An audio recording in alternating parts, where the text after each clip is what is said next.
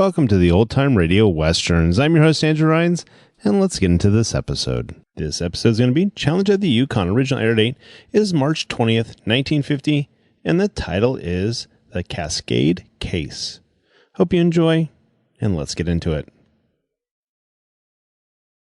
Now, as gunshots echo across the wind-swept, snow-covered reaches of the wild Northwest, Quaker puffed wheat and Quaker puffed rice, the breakfast cereal shot from gun, present the Challenge of the Yukon. It's Yukon King, swiftest and strongest lead dog of the Northwest, blazing the trail for Sergeant Preston of the Northwest Mounted Police in his relentless pursuit of lawbreakers. On King! On, you Huskies! Gold discovered in the Yukon. A stampede to the Klondike in the wild race for riches. Back to the days of the gold rush, with Quaker puffed wheat and Quaker puffed rice, bringing you the adventures of Sergeant Preston and his wonder dog, Yukon King, as they meet the Challenge of the Yukon.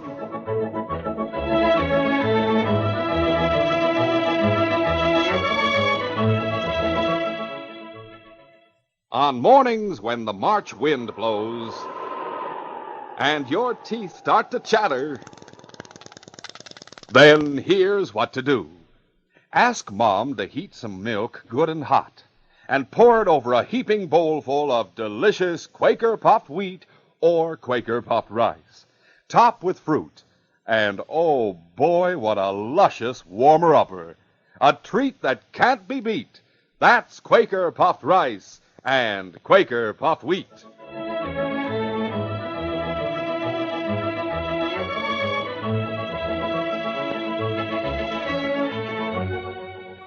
Bill Chester was a young miner who lived with his wife Sadie on a claim a few miles from the town of Cascade. He had confidence that his mine, if properly developed, would prove highly valuable, but he lacked the funds to get the necessary equipment. One morning, soon after the bank opened, Bill Chester knocked at the office of Judge Stone, the banker. Come in. Well, Bill Chester. Sit down, be comfortable. Thanks, Mr. Stone. Now, what brings you here so early in the morning? I'll get right to the point, Mr. Stone. I want to arrange a loan to get enough money to buy equipment to work our mine. I feel certain the mine will pay off within a short time if I can get the machinery to work it. Yeah, it would take several $1,000s to get the necessary equipment, Bill. In fact, you probably need almost $10,000. Yes, sir, I reckon I would. That's a lot of money, Bill. I couldn't consider lending such an amount, or any amount for that matter, without collateral to cover the loan. Well, we have the claim along with our cabin and our other belongings. I'm in the banking business, Bill. The money I have to lend out belongs to other people. That claim, plus the cabin and all, wouldn't bring much more than $500. I couldn't take a chance like that. But I told you the mine's valuable. I'm sure of that. And if I get the machinery to work it, I'm certain it'll pay off plenty. Bill, this bank would go broke within a week if I made loans to every prospector who came in telling me how valuable his claim would be after it was worked. No, Bill, we can't make a loan without a person having enough collateral at the time of the loan to cover the amount. But you can take my word for it, Mr. Stone. That mine we have... Sorry, Bill. We can't speculate with our depositors' money. Any loans we make have to be on something sure. Then you mean I can't get the loan, is that it? Yes, to put it bluntly, that's the answer, Bill. All right. If that's the way you feel about it, I'll get the loan someplace else. And when the mine does pay off big, you'll see what a mistake you made. Business is business, Bill. Sure. It's a cinch I never want to do any business with you when I do make good. Keep your money, Stone. I'll try to get it someplace else. After leaving the bank, filled with unreasoning anger, Bill walked the street until he cooled off. Then he headed for the office of Peter Hansen, a well-to-do land broker who was known to have staked many of the prospectors in the vicinity. Good morning, Bill. What's on your mind? Sit down. Morning, Mr. Hansen. Frankly, Mr. Hansen, I need cash to work my mine. I know the mine's valuable and will pay off plenty if I can get the machinery to work it. Did you try the bank? Yes, I did. As far as I'm concerned, Judge Stone doesn't know a good thing when he sees it. If I didn't have faith in that mine, I wouldn't want to put money into it. Yet when I offered to sign it over as collateral, he refused, Said he won't speculate. I see. Gone, if the mine was already paying off, I wouldn't need a loan. Frankly, I don't like the way Stone does business. How much do you think it would take, Bill? Well, close to 10,000, I guess. Well, I can see why a banker would think it was risky. You think it's risky, too? I might as well... Sit down. I didn't say that exactly. Then what did you mean? I know the location of your mine, Bill, and I think you have good reason to believe it'll pay off. But it would be a speculation deal to lend money to work it. However, I might make the loan on one condition. Oh? What's that? Sign over half your rights in the mine to me. Half the rights? But that way, if it pays off, you stand to make far more than 10,000. Maybe, and if it doesn't pay off, I stand to lose the 10,000. I suggest you go talk it over with your wife, Bill, before you decide. And if you both agree to those terms, let me know, and I'll arrange to have papers drawn up and give you the cash. After hearing Peter Hansen's proposition, Bill Chester left town and went home to lay the facts before his wife and to ask her advice. He told Sadie about the bank's refusal. Then he said, There's only one other way I can get money to buy machinery, Sadie. I don't want to do it. You mean get it from Peter Hansen? Yes. No, he'll let me have it. He told me he would. But it won't be a loan. Not a loan? Well, I don't understand, Bill. Hansen's a speculator, honey, not a banker. Says he'll give me 10,000 in cash for a half interest. A half interest in your mine? That's his proposition. Take it or leave it. Well, Bill, if the mine turns out to be as good as you think it will, it'd be worth it. Oh, there'd be enough for both of you. Yes, I suppose so. I don't like partnerships. Oh, it might work out all right, Bill. Why don't you consider it? There's no time to consider it, Sadie. If I don't take up Hansen's proposition today, he won't make a deal. Oh, I hate to advise you. But you think I should take it? Well, under the circumstances, yes. Without machinery, the mine will never pay much. All right, then. I'll go make a deal with her. I believe it's for the best, Bill. Well, at least it's the only solution. While I'm in Cascade, do you need any supplies? Oh, yes, there are several things, dear. I'll write a list of them for you. All right, have it ready. I'll go harness the dog. When Bill Chester reached town, he drew his dog team up in front of the office of Peter Hansen, the speculator. Then Bill heard a familiar voice. Hello, Bill. Oh, Sergeant Preston and King. What brings you to Cascade? Constable Downing had to go to Dawson to testify in a trial, so I came up to take over his duties till he gets back. That's great. Then maybe you can visit Sadie and me. I'll try to. I have a mine I want to show you. One of these days it may make me rich. I hope it does, Bill. You've worked hard since you came to the Yukon. Oh, I sure have, Sergeant. After a few brief pleasantries, Sergeant Preston and King moved on down the street. Bill Chester entered Peter Hansen's office. Well, come in, Bill. Oh, Mr. Hansen. Have a chair. Thanks. Did you consider my proposition? Yes, I'll take it. Now you're talking sense. Draw up the contract and bring it out to my place so Sadie can look it over and we'll both sign it. That's fine. Yes, sir, Bill. You won't regret this at all. I'll transfer $10,000 to your account in the bank today. And I'll bring the papers out tonight or tomorrow for signing. Just one thing, Mr. Hansen. What's that, Bill? Don't deposit it in the bank. Bring the cash with you. Well, all right, but why? I'm sore at Judge Stone and his bank. Because he wouldn't lend you money? Yes, I don't want to do business with him. I'll handle my own money. Just as you say, Bill. I'll have the cash with me when I bring the contract. All right, fine. Be seeing you. So long, Bill. Soon after Bill Chester left, Peter Hansen went to the bank and drew out the money. And in doing so, he aroused the curiosity of Judge Stone, the banker. Now, Peter, it's none of my business, but you'd better let me give you a draft instead of cash. $10,000 in cash is a lot of money. I don't want a draft, Judd. I want cash. I'm making a deal with a fellow who insists on cash. Why don't you transfer it from your account to his? It'd be safer for both of you.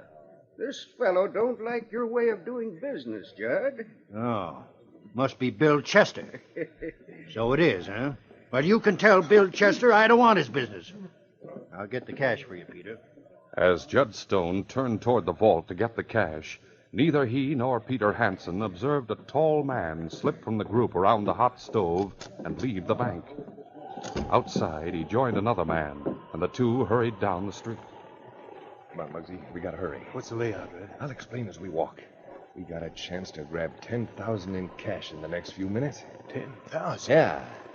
Wow. Let's hear about it. Peter Hanson's getting out of the bank. Why? Some kind of a deal. Hanson's office is down the street a ways. You get your skeleton keys ready. We'll get inside and wait for him. Yeah, I got him ready. All right, here we are. Hurry now, Muggsy. Just a minute. Yeah, this one should work. Now, come on. Shut the door and lock it. A few moments later, the door of the office opened and Peter Hanson came in. Get your hands up. Hey, what are you doing here? Take a poke, Muggsy. Give me that. No, you don't. Hit him, Red! Oh! Takes care of him. Hey, Red. I think you killed him. Ah, what of it? Grab that cash and let's get out of If here. it's murder, Red will hang. You shouldn't have hit him with that gun. Hey, Muggsy, did you see that dog sled outside as we came in? Yeah, what about it? With that dog team, we can be miles away from here when Hanson's found. Then let's take it. Come on, Red. Don't let anybody see that bag of cash. Yeah, it's plenty heavy. Put it on the sled and cover it up good. I'll line up the door. Right. Muggsy quickly hid the $10,000 under the heavy deer hide covering of the sled, while Red got the dogs on their feet and in line for traveling. They were just about ready to start when... Just a moment there. Huh? Oh, good morning, Mounty. Just what are you going to do? Why? What's the matter, Monty? That sledding team belonged to a friend of mine. Oh, we bought it from him less than an hour ago. Oh? Can you prove that? No, but can't And you'd you... better come with me. What are you going to do? Lock you up while I find Bill and check on your story. Oh, wait, officer. I said, come on, I mean it. Oh, what about our dogs? You going to leave them here? My dog will keep them quiet. King, stay with the team, boy. Now, you two, start walking. Just because... When Sergeant Preston reached the constable's office, he searched his two prisoners. He took their What do you guns. figure you're going to When he found the skeleton keys, he paused to examine them. What are you doing with these? I found them a couple of days ago. Huh? I'll look into that later. Come on, I'll lock you in the cell for the time being. There we are. As Sergeant Preston reached out to open the heavy steel door, Red saw and took a slender chance for freedom. With his right foot, he kicked at the Mounty's gun hand, sending the weapon spinning to the floor. Get his gun! No, you don't. Red grappled with Preston. They both rolled to the floor. Before the Mounty could regain his feet, Muggsy grabbed the gun and swung it. Hit him, Muggsy! Yeah. That put him to sleep. Hope I didn't kill him, Red. Killing him on is bad business. Oh, you didn't kill him, but he's out cold. Get some rope of that gear rack in the office. What are you going to do, Red? Tie him and gag him. And lock him in this cell. Before he comes to, we'll get that dog team and clear out of town. While Red and Muggsy were with Sergeant Preston, Bill Chester completed his shopping and returned to his sled, where he found King with the dog. Hi, King. What are you doing here? You must like my dogs. You do, huh? Okay. Your boss says he's going to bring you out to my place. You really get to know my dogs then. Yeah, fella, I got to be going home to Sadie. All right, you huskies.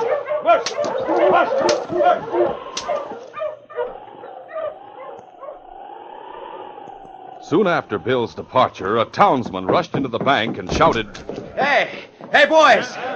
Come with me. Someone's murdered Peter Hanson. What's that? What'd you say? Peter Hanson's been murdered. I stopped in his office a second ago and found him on the floor. Come on, let's go. When the crowd reached Hanson's office, Judge Stone, the banker, examined the speculator. He's not dead, but he will be if we don't get him to Doc Sanders mighty quick. Who in thunder would have done it? And why? Pete Hanson never hurt nobody. Well, can't say for sure.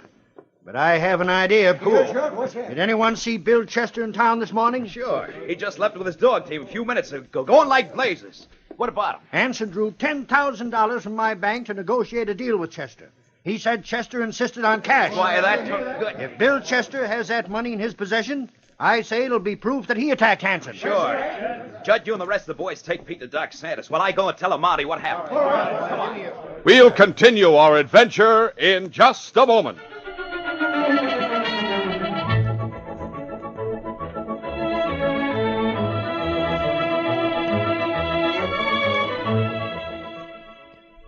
Say, fellas and girls, can you tell what this Morse code message stands for? Sure, I'll bet you can guess that it stands for shot from gun. And that means Quaker puffed wheat. And Quaker puffed rice. The shot from guns breakfast cereal the whole family goes for. Man, oh man, huge guns are loaded with premium grains of wheat or rice. And then... These choice king-size kernels are actually exploded up to 8 times normal size. That makes them bigger and better tasting. Makes Quaker puffed wheat and Quaker puffed rice crisp and tender as nuts in November. They're shot through and through with bang-up nut-like flavor, too. And most important, they're nourishing. Good for you. Both delicious kinds furnish added food values of restored natural grain amounts of vitamin B1, niacin, and iron. So try delicious, nutritious Quaker puffed wheat and Quaker puffed rice. So tasty, so easy to serve, topped with milk or cream and fruit. Remember, they're never sold in bags or bulk. To get the original, crisp, fresh wheat or rice shot from guns, always look for the big red and blue Quaker package. Look for the smiling Quaker man on the front. He's your guarantee that you're getting the one and only delicious Quaker puffed rice and Quaker puffed wheat.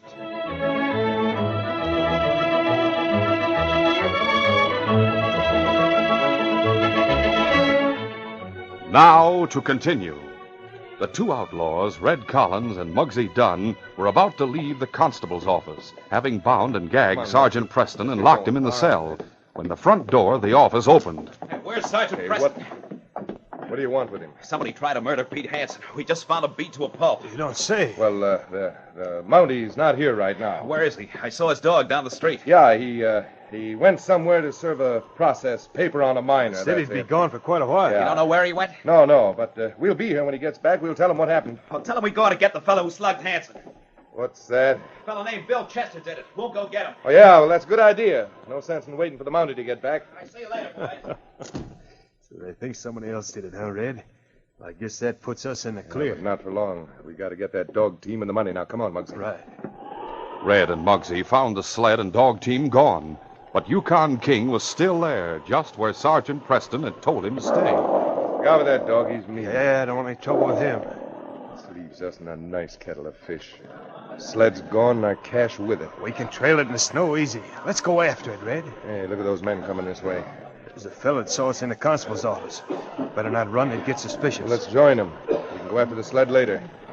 Red and Muggsy joined the crowd of excited men when they paused in front of the bank. Joe, you say the Mountie left town? Yeah, Judd. That's what these two fellas here said. That's right, and he won't be back for a spell. Why? I'm for going out to Bill Chester's place and getting him. What do you fellas say? We'll follow the tracks of his sled. He had his dog team in front of Hansen's place. You can pick up the trail there. Will you go with us, Judd? Well, I can't. There's no one in the bank. I'll have to stay here. Then come on, men. Let's go get Bill Chester.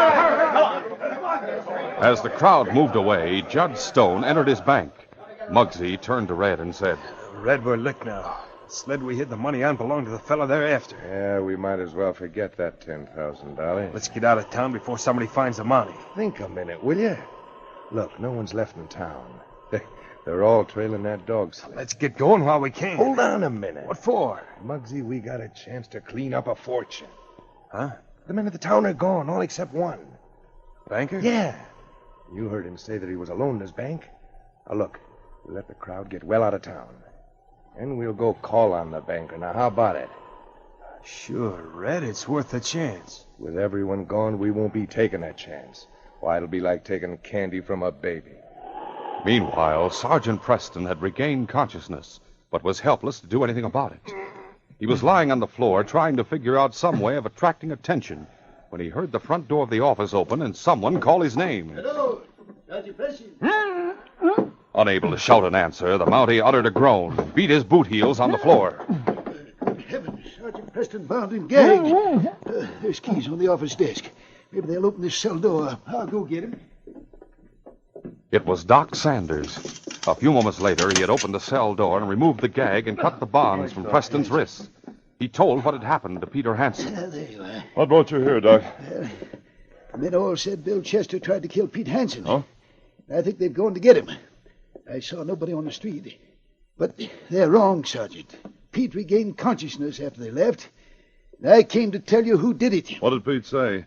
Two fellas who called each other Red and Muggsy.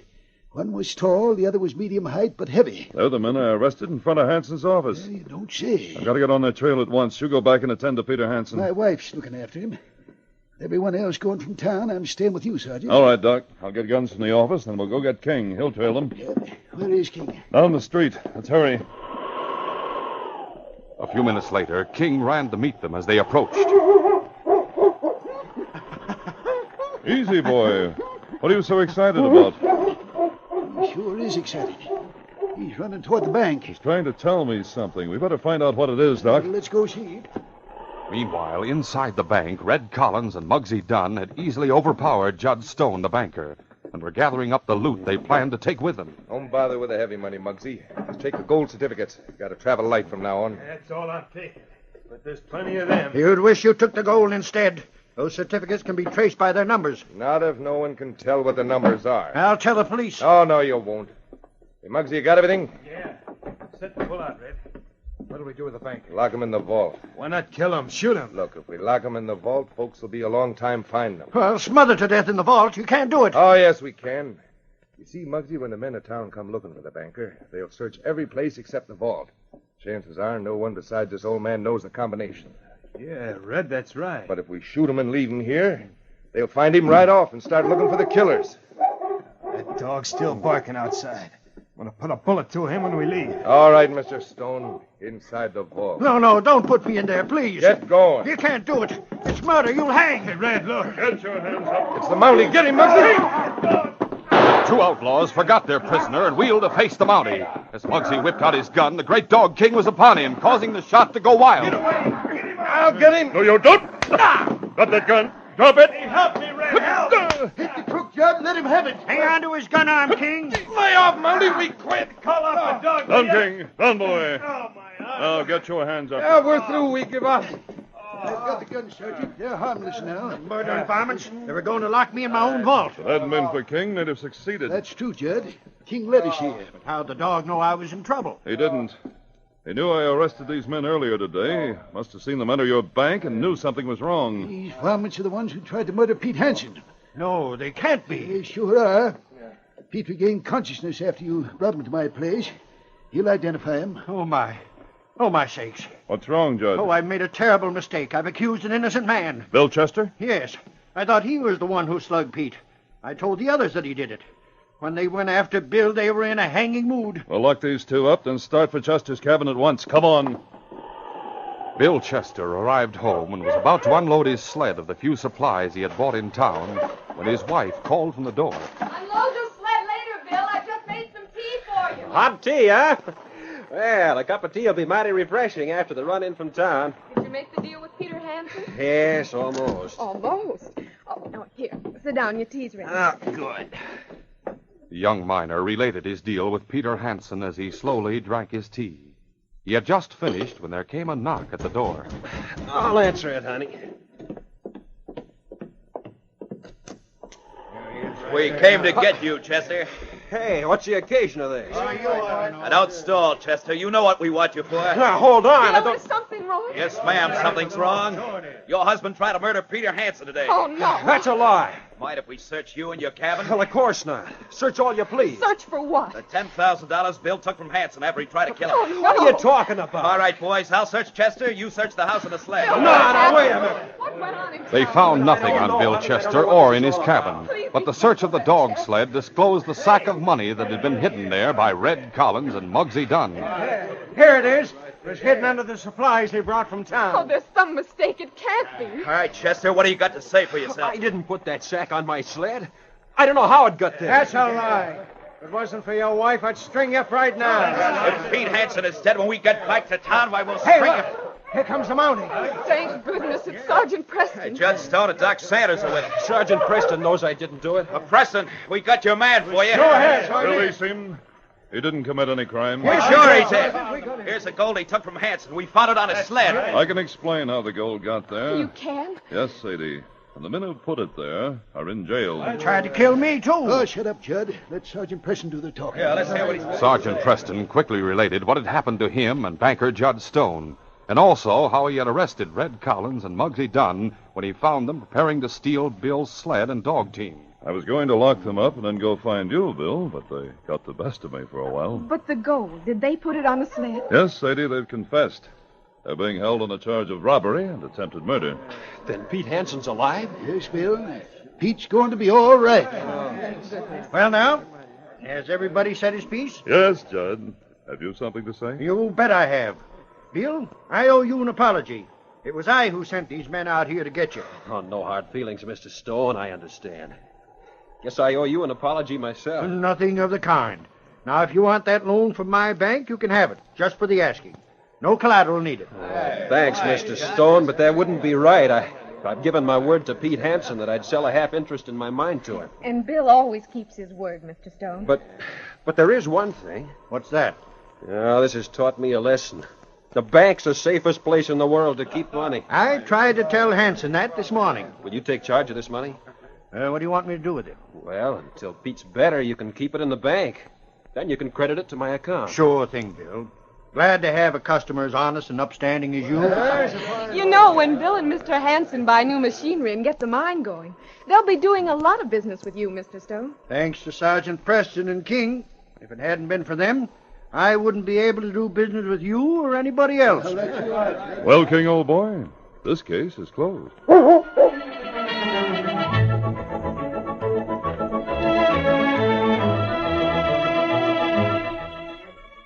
In just a moment, Sergeant Preston will give you a preview of Wednesday's adventure.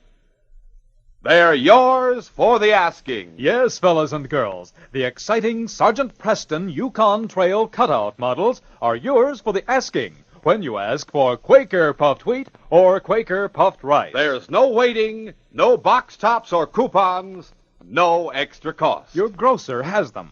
The 59 Yukon Trail models come on 8 different new packages of Quaker puffed rice and Quaker puffed wheat, the swell-tasting cereals shot from guns. With these models, it's just like hitting the Yukon Trail with Sergeant Preston and King. You get models of Sergeant Preston's own cabin in Whitehorse, his dog sled and team of huskies. You even get scenery that's along the Yukon Trail, the Klondike Mountain and Forest, the Indian Waterfall. You get buildings and interiors. A Yukon riverboat with a paddle that turns. And all kinds of Yukon animals. You'll want the complete set of 8 different new Yukon Trail packages of Quaker puffed wheat and Quaker puffed rice, the original crisp, fresh, shot-from-gun cereal that is never sold in bags or bulk. Build your complete Yukon Trail right away. They're at your grocer's now. Hurry!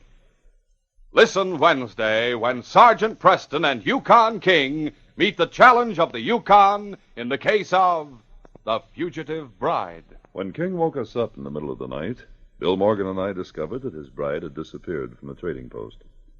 Half an hour later, we learned that she was in great danger. There were killers in the forest, and the girl was headed straight for their hideout. By the time King and I found her, the outlaw guns were pointed straight at her heart. Be sure to hear this exciting adventure Wednesday. These radio dramas, a feature of the Challenge of the Yukon Incorporated, are created by George W. Trendle, produced by Trendle Campbell Enterprises, directed by Fred Flowerday, and supervised by Charles D. Livingston. The part of Sergeant Preston is played by Paul Sutton. They are brought to you every Monday, Wednesday, and Friday at this same time by Quaker Puffed Wheat and Quaker Puffed Rice, the breakfast cereal shot from guns.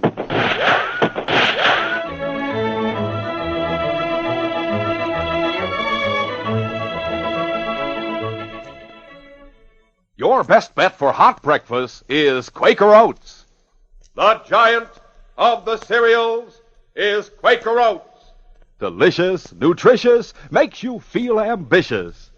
The giant of the cereals is Quaker Oats. Yes, if you want to be a star in sports and school activities, make your hot cereal Quaker Oats.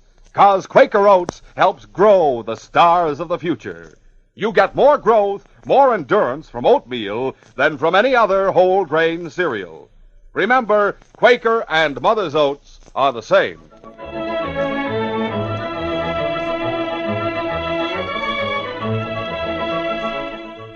This is J. Michael wishing you goodbye, good luck, and good health from Quaker Puffed Wheat and Quaker Puffed Rice.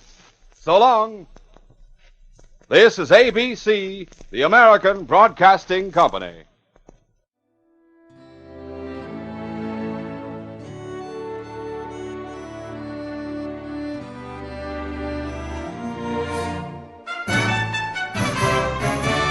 This has been a presentation of OTRWesterns.com, and we hope you enjoyed. Please take some time to like and rate our shows in your favorite podcast application. Follow us on Facebook by going to OTRWesterns.com/Facebook.